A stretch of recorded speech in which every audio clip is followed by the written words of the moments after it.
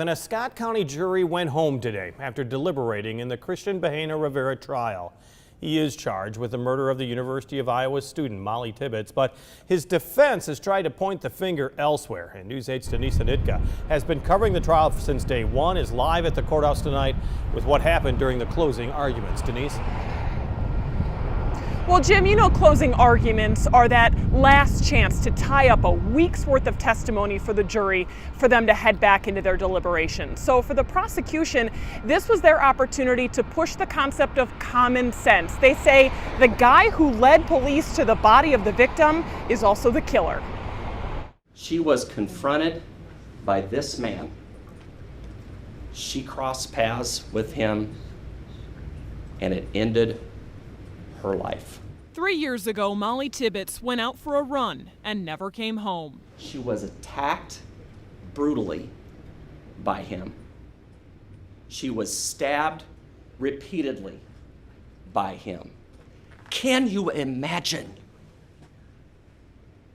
what that was like for her? For 7 days, a jury has heard the details of Molly's last moments and learned how investigators found her body. 5 weeks Molly's body laid in that cornfield. And you know who knew about that? One man. One man knew, and he is here. Cristhian Bahena Rivera's defense doesn't deny he knew where to find her body. But having her in the trunk and putting her in the cornfield does not mean he killed her. Think about that. Instead, his defense argues there's too much still missing to pin it on him.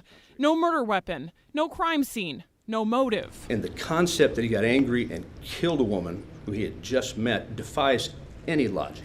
Folks, we've all been rejected. Instead, they say Bahena Rivera was a convenient way to close a high-profile case. That man right there is the one you have to judge. That man. The father, the son, the man who come here to make a better life for those around him. He's not a monster.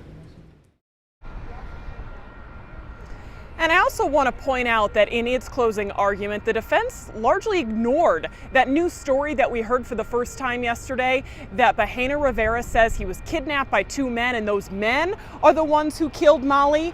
Prosecutors, though, dug in hard on that new version of events, summing it up with just one word: unbelievable. So after 4 hours of deliberation today, the jury went home. They're expected back first thing in the morning. Live in Davenport, Denise Anitka, WQAD News 8. Denise, that was a little bit surprising because that testimony yesterday was somewhat riveting from Rivera himself, and then for that not to be part of the closing arguments, that's just so strange. It was surprising that they ignored that part, and they continued to dig in on their other suspects theory, continuing to press why Dalton Jack, the boyfriend, wasn't looked at closer, why his phone records weren't pulled, and again bringing up a suspicious neighbor as someone who they should have taken a look at further.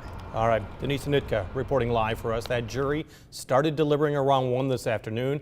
The final 12, the 7 men and 5 women, now deciding the case.